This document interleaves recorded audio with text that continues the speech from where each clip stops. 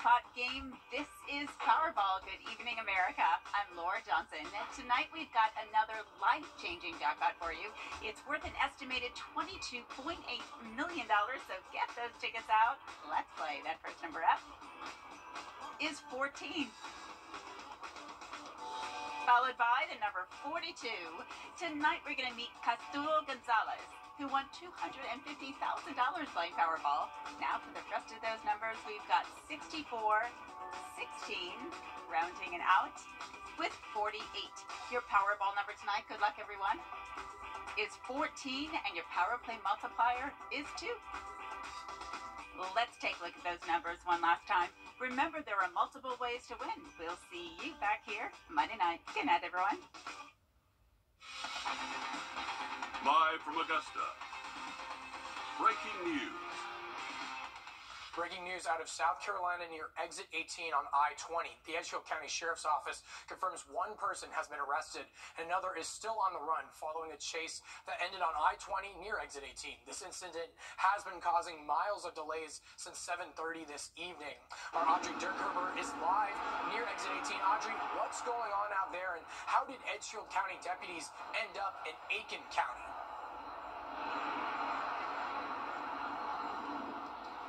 So there's actually currently 6 cop cars on scene, but while we've been here, there's been up to 8 just kind of coming in and out of the scene. It's actually still very active.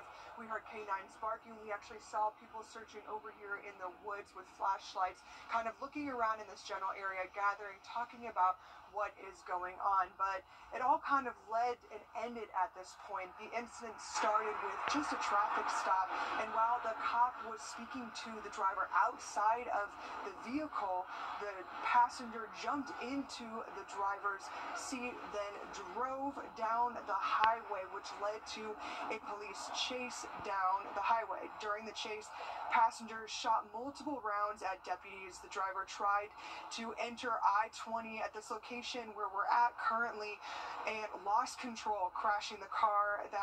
And then one was actually taken into custody after the crash, and then the next person actually got out of the car, continued to run on foot, and we are unsure of what exactly happened. We're still waiting to get details confirmed from then on out, but like I said, it is still very active, and we'll let you know once we get more information. Alrighty, Audrey reporting live from exit 18. Miles of delays on I-20 right now. Thank you for checking in over there in Aiken County, Audrey. Now, sending things over here, more at 11, our tower cam captured an accident that happened just outside our news station around 8 p.m. in the center of Riverwatch Parkway and Alexander Drive. There was an ambulance and multiple emergency service vehicles on scene, but it cleared up within roughly an hour. We've reached out to the Richmond County Sheriff's Office, but there's still no word on any injuries yet. Now checking in with First News meteorologist Emily Acton. Emily, how's it looking for our weekend? It's looking pretty good, Craig. Temperature-wise this afternoon, we reached the 80s, so pretty warm out there, but that's seasonable for this time of year. That's the average high is right around that 80-degree mark. So now we're starting to cool off well into the overnight hours. We're in those middle 60s, and we'll cool off into those lower 50s overnight tonight. So not anything too extreme just yet. That will come later on in our work week. But here's a pickleball forecast for you. If you want to play some sports tomorrow, going to be a great day to get outside, and probably going to need a jacket early in the morning tomorrow. Again, we're going to start off in those 50s, but we'll warm up into the 60s by noon, topping off right around that 70-degree mark for some of us. Other spots will struggle to get out of those 60s, so another cool day for us, Craig. But once we get into the work week, we're really going to have to break out the fall wardrobe. Definitely going to be jacket heavy throughout the week, and I'll let you know about that coming up soon. All right, thanks for the heads up, Emily. Well, after announcing, the County Sheriff's Office is investigating a house fire where 2 people were found dead. Here are some pictures from the scene taken by the Richmond County Fire Department. Deputies were called to a home on Old Louisville Road just before 6:30 this morning. When deputies arrived, they found 2 people dead inside, and the coroner tells us an Already, in the Richmond County Sheriff's Office is investigating a house fire where 2 people were found dead. Here are some pictures from the scene taken by the Richmond County Fire Department. Deputies were called to a home on Old Louisville Road just before 6:30 this morning. When deputies arrived, they found 2 people dead inside, and the coroner tells us an autopsy has been scheduled. We'll continue to keep you updated as we learn more. Another 2 people also died after being hit by cars in 2 separate incidents last night. Richmond County Coroner says the first victim, who has now been identified as Annie Doyle, was hit by a car on Gordon Highway.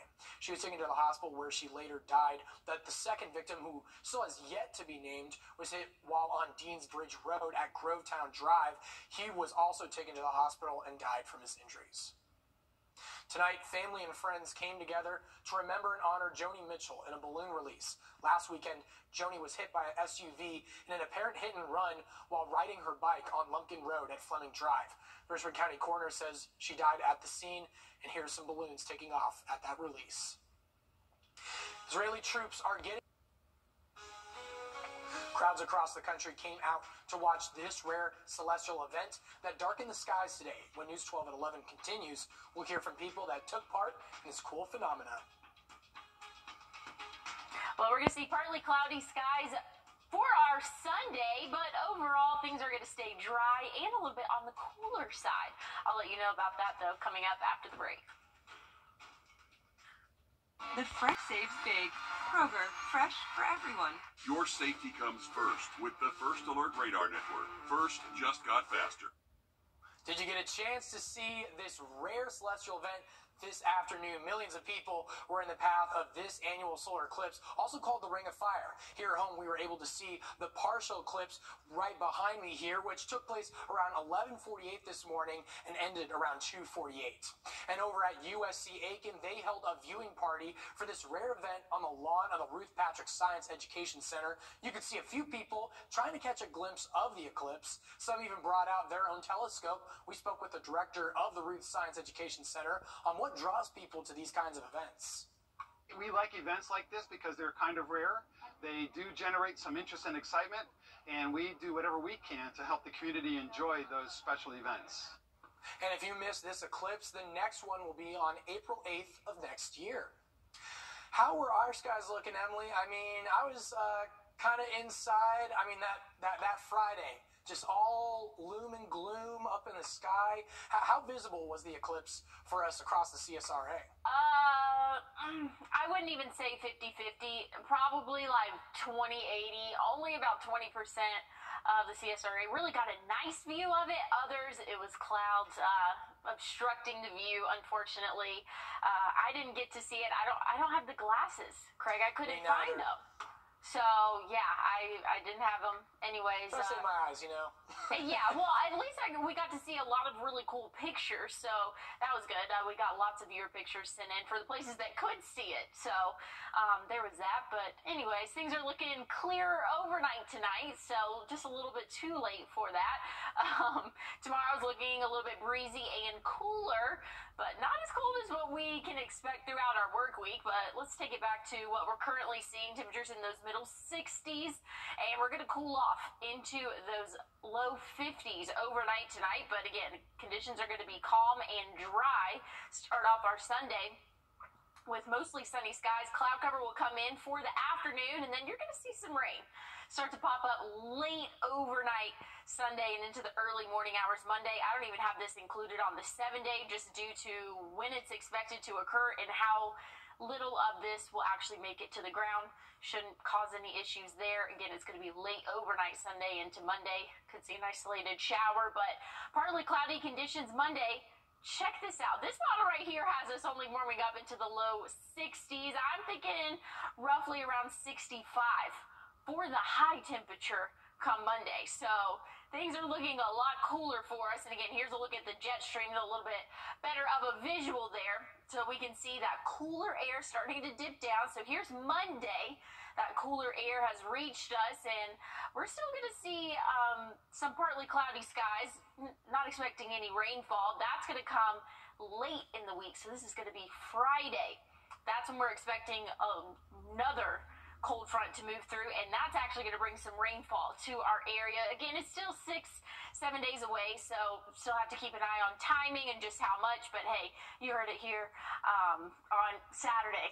Heads up, there could be some rain come next Friday, and I did include that one on the 7-day just due to the timing of it. And we're a little bit more confident with that. But, hey, check it out, Craig. I mean, we're in the 60s next couple of days. And then we'll move up to the 70s, but only low 70s. We're roughly 8 to 10 degrees below average for this time of year. So things are getting chilly. Definitely going to need a jacket for most of the week, especially in the mornings this week. This has to be the first time I haven't seen any 80s on the week breakdown, so thanks for that, Emily, and heads up for those jackets. Now, that partial eclipse darkened the sky not just here, but in several states. Omar Villafranca is in San Antonio, Texas, with how the rare event looked around the South. Around high noon at the Alamo, the eyes of Texas and hundreds of visitors were looking towards the sky. What's better than to take your picture in front of the Shrine of Liberty here in the state of Texas with an eclipse in the background? A rare ring of fire eclipse was visible from Oregon through Texas. Ring of fire because the moon doesn't quite cover the sun. In Utah's Bryce Canyon, people hiked into nature to witness the eclipse, while others flocked to LA's Griffith Observatory to get a glimpse. John Cuddy flew to San Antonio from North Carolina to watch the solar phenomenon. He witnessed the 2017 eclipse and didn't want to miss this one. It's just really cool. Yeah, and it doesn't happen often. Like, I think there's only been a few over the continental United States in the last, couple of decades, and that's a kind of neat thing. NASA took the opportunity to launch 3 rockets into the atmosphere. This is absolutely going to be new. I have no idea what my instruments are going to see. Dr. Aero Barjata was in charge of sending the rockets to the edge of space to study the ionosphere, a mission 3 years in the making. But he made sure to see the solar phenomenon with his own eyes. At that point, we kind of run outside the building, wait to see the rockets get shot into the sky, also take a peek at the eclipse, and then run back in because we got to get ready for the next rocket. I like the look. I just can't see anything out of it. Back on Earth, the eclipse stole some of the spotlight during several college football games. That's very nice. Even the Houston Astros' Jose Altuve couldn't resist checking out the Ring of Fire. And don't throw away your eclipse glasses just yet. Again, the next event is only 6 months away in April 2024. From Maine to Texas, it'll be a total eclipse, meaning it will be dark in the middle of the day. Saturdays and college football go together like peanut butter and jelly. Dan and Alyssa are breaking down the Dogs and Gamecocks performances coming up next in sports. And as we head to break, here's a live look at the Sphere in Las Vegas and your winning lotto numbers.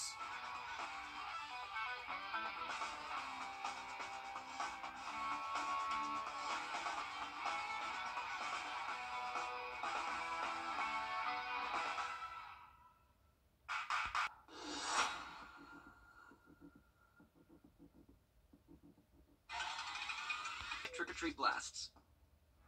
First Alert Radar, powered by Jim Hudson Automotive Group. On your sideline, sports brought to you by the Hawk Law Group. Good evening, everyone. After toying with their food for most of the season, last week the 2-time defending national champion and #1 ranked Georgia Bulldogs woke up with a dominant win against Kentucky. This week, the Dogs traveled to Nashville for a battle with Vanderbilt. Let's get to the second quarter. The game tied at 7. The Dogs are in the red zone. Georgia runs a tight end handoff to the one and only Brock Bowers. He breaks upfield and is called out at about the 3-yard line. That sets up a goal line touchdown by Kendall Milton on the very next play. It's great seeing him out there healthy and doing his thing. He is such a big part of what Georgia tries to do. It's 14-7 Dogs. On Georgia's next possession, they call a reverse to Bowers, and at the end of this play, he gets tackled low, and UGA's all-world tight end went down. Bowers needed to get helped up off the field, and he ended up leaving this game because of this injury. Kirby says Bowers is dealing with an ankle sprain, and his x-rays were negative, but that he'll be evaluated more after getting an MRI back in Athens. The health of Bowers is going to be a huge storyline for this team moving forward, and Vandy kept this one close, but Georgia got the job done on the road, 37-20, moving to 7-0 on the season. Any SEC game is always going to be a challenge. Did we play our best today? No, absolutely. We got our bye week coming up. We're going to watch a film, get better, improve. I always say that every week. You know, there's always areas to improve on. Some weeks more than others, but that's what we're going to do. As QB1 alluded to, the Dogs have next week off before heading down to Jacksonville for their annual rivalry game against the Florida Gators. Let's take a look at how the rest of the top four are doing today. Number 2, Michigan was in Ann Arbor hosting Indiana. The Hoosiers struck first, but it was Michigan the rest of the way, scoring 52 unanswered points in this one. The Wolverines remain unbeaten in a blowout win, 52-7. The number 3 Ohio State Buckeyes were in Indiana taking on Purdue. The Buckeyes passing attack led by Marvin Harrison Jr. is out here making everyone's secondaries look bad, including Purdue's on this day. The Buckeyes keep rolling over the Boilermakers 41-7. And the number 4 Florida State Seminoles were at home against my Syracuse Orange. Keon Coleman makes a nasty catch right here with one hand going up. This play blew up everything on social media. That's as good as it gets, ladies and gentlemen, and the Seminoles moved to 6-0 for the first time since 2015 by dismantling the Cuse 41-3. The South Carolina Gamecocks are fresh off of their bye week, looking to make a second-half surge just like they did last year. Tonight, the Gamecocks had the chance to get back into the win column against the Florida Gators. Here's News 12's Alyssa Lyons with a breakdown from Williams-Brice. Listen, everyone is entitled to a vacation. Last week, the Gamecocks had theirs, and I find that once you come back from a vacation, some of you, like me, may struggle to get back to reality, or you pick up a second win and bring the heat. South Carolina couldn't decide against Florida. I'll give you the good stuff first. Gators lead the SEC in fewest yards in the air given up, clocking 144 a game. 144 a game. Spencer Rather put up 148 in the first half. Here's 20 of them. It landed in the hands of Mario Anderson. He's acting like a video game out there to tie it up at 21 with change to go in the second half. I was ecstatic for him, and I was just calling him Super Mario before the play. I told him to go get in the box, and he did that, so I'm proud of him for that. The thing is, it's not game over until the last Gator leaves the pond. To the second half we go. Here's where things went wrong. The Gamecocks had distance on the Gators, setting up 37-27. They converted 3 fourth downs on the Gators' final 2 drives of the game. Both ended up here in the end zone, making it a 4-point game in the Gators' favor.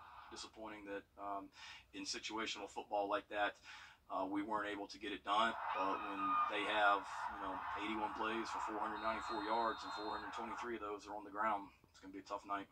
In the air, it's going to be a tough night. The Gamecocks were 1 away from winning on their own 36. Halloween calls for Hans, and this one might enter Rattler's dream tonight. Florida gets the dub. South Carolina gets to be 2-4, the worst start in a 6-game span under Beamer. They hit the road against Mizzou next week in Columbia. Alyssa Lyons on your side. Well, we didn't measure any rainfall today, and tomorrow's looking to be the same story. I'll have an update on your 7-day coming up after the break. Not enough. Advanced technology.